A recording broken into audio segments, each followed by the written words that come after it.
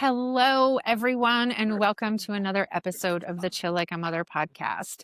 Today, we are going to be talking about the unseen emotional, mental, emotional, physical labors of being a mom and how that impacts us as humans, as people, as professionals, as leaders.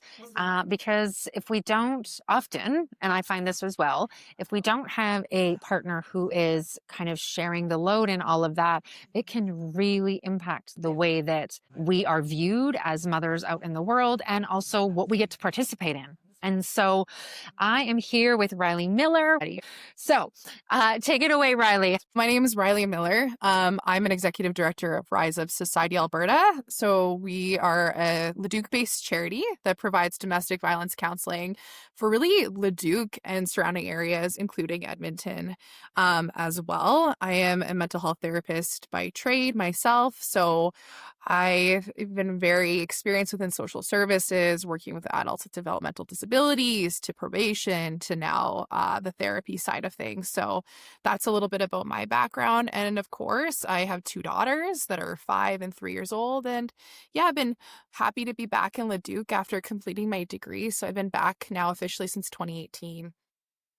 Amazing. Yeah. Tell me some of the ways the emotional, that like unseen emotional labor has impacted you as a parent. I think it's a really tricky thing to navigate when you become a parent. I think at the beginning it was really hard because you're entering this new role of mother, and what does that look like? And you're still trying to figure out who you are as an individual still.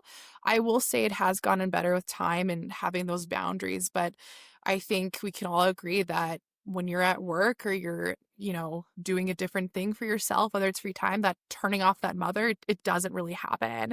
And so you are carrying that weight of thinking about your kids and all the stuff that you need to get done, and then coming about what do you need to do for yourself. So it's a struggle for sure for a lot of people. Not impossible to manage, but it's definitely there, that weight. Mm-hmm. Mm-hmm. Yeah. How has it, how have you seen it kind of unfold either within your own life or like within the lives of your friends? Like what are you talking about in this space? Well, before we were recording, I think it was very easy that these are very regular conversations that I have with my own friends, is how do we manage it?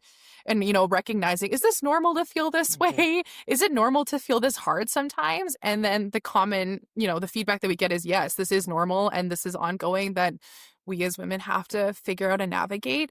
I think from like a professional setting, I definitely see it more so that people might have different expectations of you as a mother. Perhaps maybe they feel like you're limited, that you're not able to take on that extra job, or you're just, you're not able to grow more. You're kind of weighted down than perhaps your other male counterparts, right? And I think the really big thing in that is utilizing those supports, whether it's your friends, your partner. That's a huge one for me. I'm very lucky and fortunate that I have a husband that's able to take on that good chunk of that load and being at home with the girls, so that I'm able to do the work that I really want to do, that brings a lot of value to who I am, because that's a big part of me, is my career, right? I could also speak to the clients that I work with.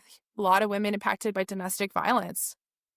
They carry a huge emotional burden with raising children. Many of our clients, they don't either have the partners or they're not active. And so they are literally carrying things by themselves. So I have a very intimate personal view on the different ways that women carry that load, for sure. Can you speak to some of those things? Is there like a specific thing that you feel like women carry that, and we are talking about gender here, so I'll just name it, that Sure. women carry that traditionally men don't? I mean, I think at the get-go, right, the burden is on us, right? We carry them, our bodies change, like our emotions change. So automatically from the beginning, we're just have that huge emotional, physical investment. And I think that doesn't go away. I think that we're just innately primed to always have that burden. I just think in general too, society's expectations, I think we've come a long way, and I think that burden is being shared better between partners, but I still think that there's still a lot of room for improvement there, for sure. What what changed you when you became a parent in the realization of that? And what are some of the things that you and your partner have implemented to even out the load? Because I don't imagine that it was just like magically one day he was No, like, I'm just going to stay home. Right. And no. like you were just able to be like, all right, let's do this. Yeah, I think the key word is negotiation, right? And if you're in a loving, respectful marriage, that negotiation is very healthy, right? Deciding like between what are you really good at? What are you really good at? And then coming into compromise. But it's always shifting, right? I've also been in the role where I was the primary parent. And so I had the more traditional roles, right? The pink roles, but now we flipped and it works for us for right now. Like I Yeah. said, it's given me the ability to run my organization and take on more responsibilities, like running for council, as I'm sure we'll talk about later. But it's negotiation. That's what's worked for us. I can't speak for everybody. Um, but it's difficult, right? Trying to figure out what works for each family, it's different. Yeah. There was a time I don't know, in one of the COVID years Yeah. that my son was about 8 months old when the first lockdown hit, and my husband was out of work and home, and one of us had to be making money, Yeah. and so I went back to work early, and we managed it, balanced it. Um, Yeah. I've been there. but Yeah. there was a series of weeks Mhm. where I remember I went down into the laundry room and I was like, I don't think I've been down here in weeks. Is this what this feels like to be on the other side of the mental load? Like it literally didn't even occur to me to do laundry while I was the one working and he was the one home. And we didn't even really talk about it. It was just like he just did the laundry because Yeah. it needed to be done. And he was the one caregiving for the baby Yeah. who, spits up and poops and all the things. Sure. And I thought it was a really eye-opening perspective for me to think that that's how it feels on the other side. That it's often, not always, but often not done out of like malice or intention. No. When like before my husband and I implemented some of the fair play method things into our marriage, a book by Eve Rodsky, um, there were lots of times where I felt resentment, and or he also felt resentment over me because I would just take care of things without even asking him if he wanted to be part of it. And what was just really interesting about that time in our lives is how much I caught myself having the lived experience of being the partner outside of the home. And how it just like I was just like I didn't even think about doing the laundry. And if that's how it feels for you, I know that you're not doing it on purpose. Like No. I know that you're not like being inept or like not noticing it on purpose. I always say to my friends actually, that trading off who's the primary parent is such a great equalizer Mhm. in a relationship because you get to see both sides and both perspectives, right? And I think to your point too, when you switch, it actually empowers the other partner to be like, Mhm. oh, I need to figure out how to manage the daily schedule. When am I packing? When I go out the door? All these logistics. It just empowers them to build these skills so that they, it's not this like, they don't feel incompetent, right? Mhm. And so you're empowering them. Go it, do it. You're the primary parent. I encourage you to do it. You might do it Yeah. differently than me, but you're doing it. And so I always think it's just, even if you do it for a little bit, if you have the opportunity, some people might not have the option, right? Yeah. A lot of people, they have to both be working, right? That's a Yes. very real reality for a lot of people. But I would say it is a really great equalizer in a relationship to trade perspectives a little bit because I'm in the same boat as you, whereas sometimes I'm like, I have not really worried about how I organize my children's drawers. Yeah. And that used to be a thing that I would value, and now it's not even on my radar. Learning to let some of that stuff go as well.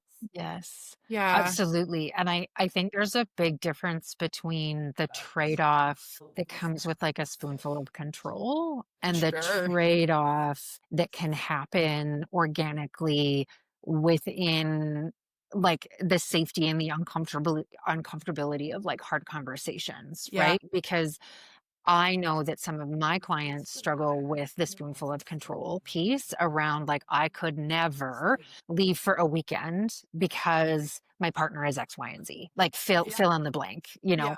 Yeah. Um, and or if I was to go away for the weekend, I would have to basically prepare everything like I was here anyway. Mhm. And some of that I think is we're all made up of multiple parts, and I think some of that comes from an anxious part of ourselves or Fear. a control part of ourselves, and some of it comes from sometimes a real logistic based on like lived experience with a person Sure. and Yeah. knowing that they won't pack the sunscreen. Yeah. And yeah. Learning to let go that people are going to do things different, Yeah. and you hope and you hope that they'll cover the bases, and just learning to let go. I used to be the same way when we were transitioning, is that I would try to still be the way that I would do it, but Yes. over time and the more that we've been in these roles, the more I've let go, and like the kids are fine. It's actually like really refreshing for them to see a different perspective of somebody who's taking Yes. care of them.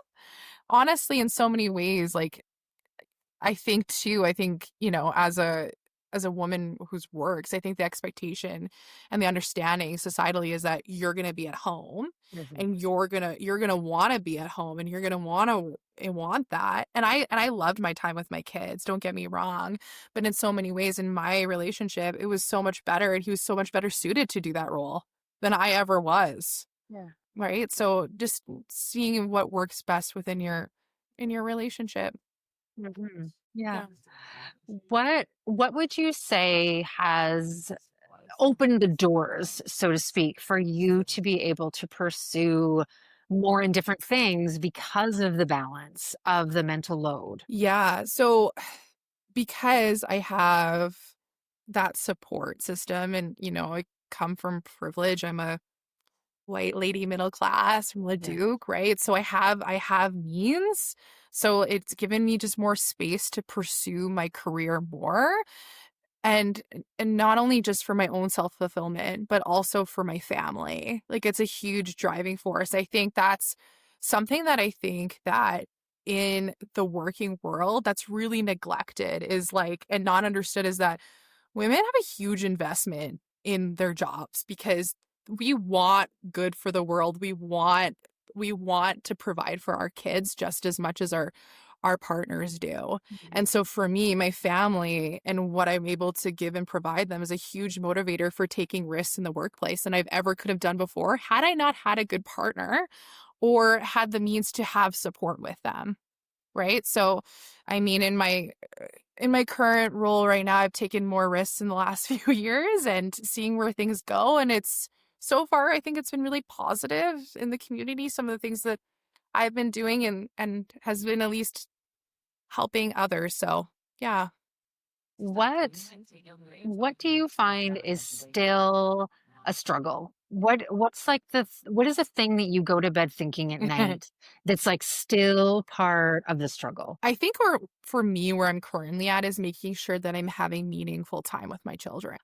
Making sure that like I'm present with them rather than being on at work all the time. So that's a big one, and making sure that I'm knowing them, and I'm building them to be the people that they are showing me that they want to be, right? Like, my daughter is super dramatic and artistic, and so getting to know that more and pushing her in those directions that I think that will show up for her for. But it's just that meaningful time. So I just try my best to have those boundaries as best as I can, spending one-on-one time with my kids. But I think that's kind of the emotional load that I carry is, am I having like a really authentic relationship with them, and that Mhm. they're not just seeing me in a working role all the time, that they're seeing me as their mom.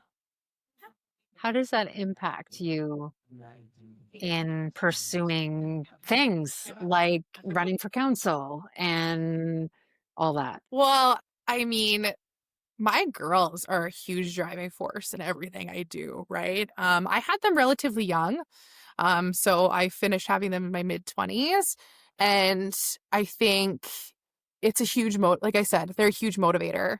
I want a better world for them. I do more for them because they're they're going to surpass me by the time I leave, right? And so they drive me to take risks. But it's also, yeah, that balance of at least inviting them in. So often you'll see me out at events when I'm running for council, I'll invite them in because I think it's important for them to see other aspects of me too. But carving out that time where it's separate from work is like a big focus for me right now, especially. Mm-hmm. Yeah, Do you find it hard to shut off that work brain? for sure. Oh yeah, it's a struggle, especially when you're leading people, right? Yeah. It can be very hard, but I have to be very intentional that I leave work and work items like my computer at the office so that I have that time. If I know that I'm really busy, then I will make sure that I need to take off like a few days so that I have that time with them. But it's Yeah. hard. I don't think it's a perfect system, and I don't think women should feel bad if it is Mhm. hard to turn that off because it's a part of you, Yes. right? Yes. Yeah. And I don't think we've had lots of really good, women leadership, but I think as a whole, we haven't had a lot of good roadmaps, No. on the like interpersonal No. level to like how to do motherhood in this way that Yeah. like the modern expectations or pressures expect us to, right? Like I got really triggered by an Instagram post a couple weeks ago about her tag was like millionaire something anyway.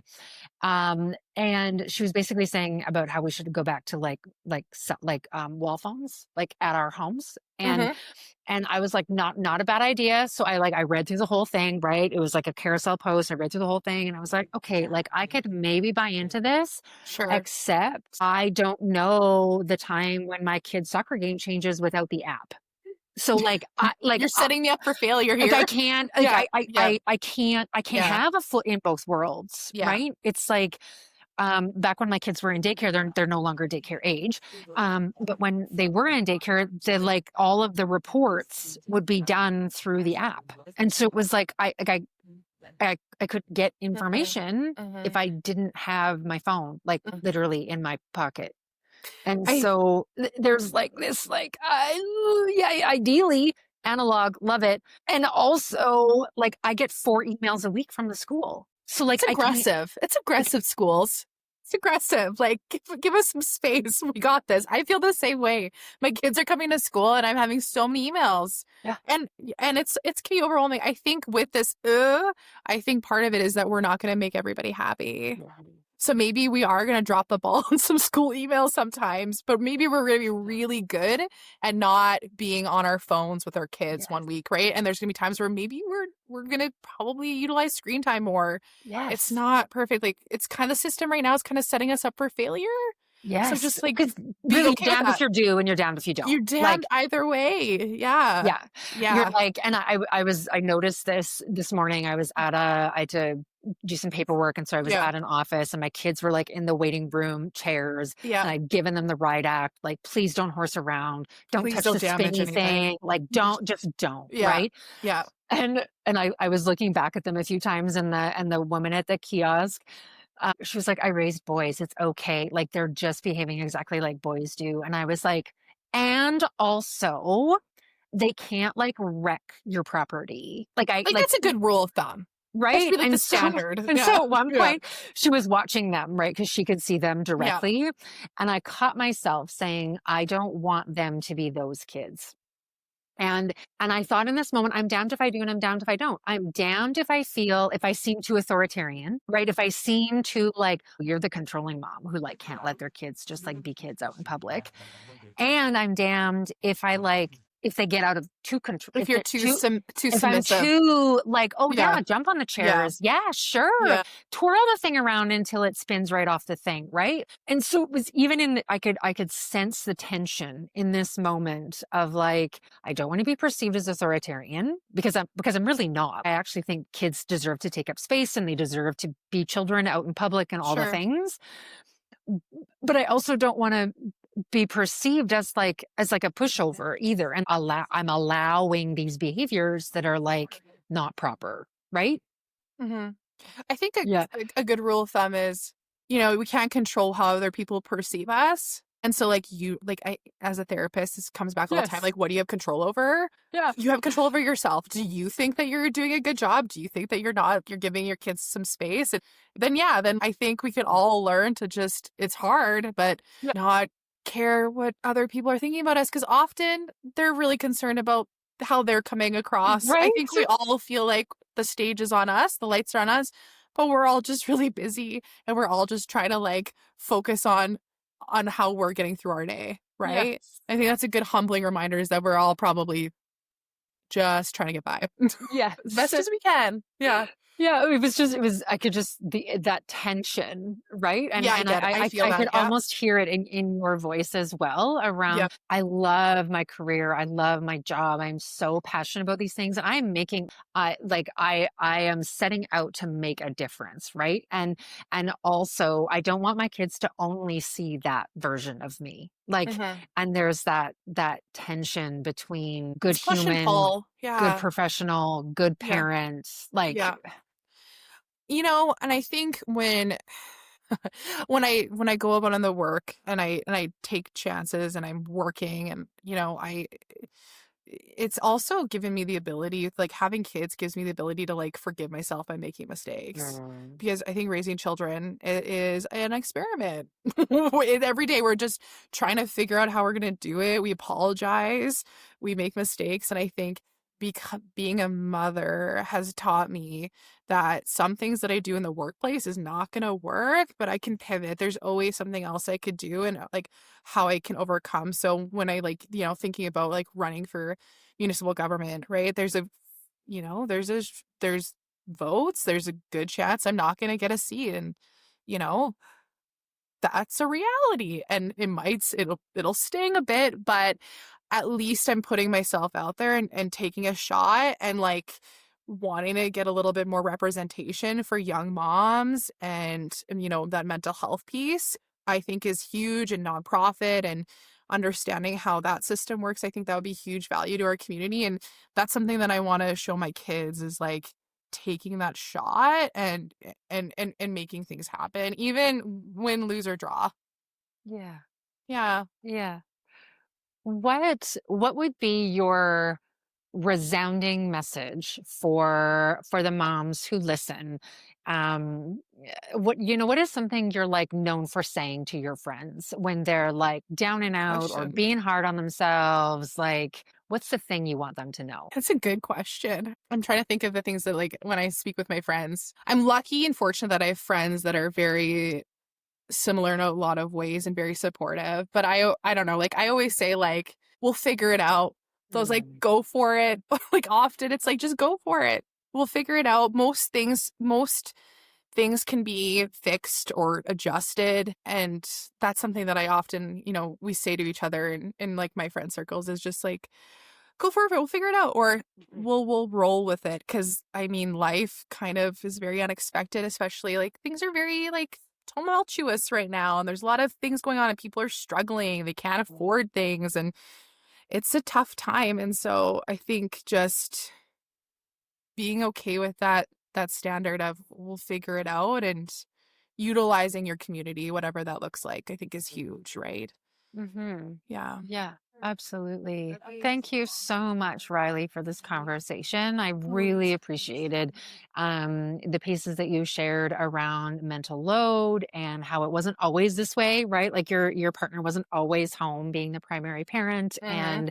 and how advocating for yourself in that support and creating that negotiation in your relationship, it has opened up doors and time and capacity for you to be able to pursue things outside of the role of just mom. For sure. And I wanted to mention when you brought up COVID, I had a 6-month-old. So I remember doing swimming lessons in the bathtub as a way to pass time. The things that we did just to Oh man, get we had through so it. many baths. So many baths. So many baths. So many really bad versions of swimming lessons were had in those bathtubs to just Yes. occupy time. Yes. Yeah.